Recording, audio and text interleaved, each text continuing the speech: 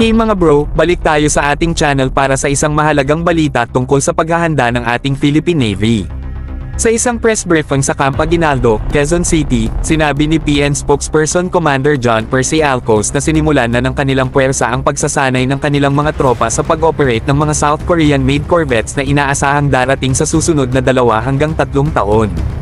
Ang mga barkong ito ay ang 2 guided missile corvettes na kasalukuyang itinatayo sa HD Hyundai Heavy Industries, HHI, shipyard sa Ulsan, South Korea.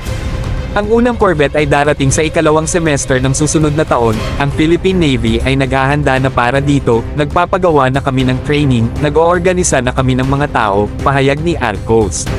Dagdag pa niya na nagsimula na rin ang Navy sa pagbili ng kinakailangang kagamitan upang mapayagan ang mga Philippine Navy personnel na magampanan ng epektibo kapag darating ang mga bagong ari-arian. Ito ay isang mahalagang hakbang para sa ating Navy upang maging handa sa pagtanggap ng mga bagong barko at palakasin ang ating kakayahan sa pagpapanatili ng seguridad sa ating karagatan.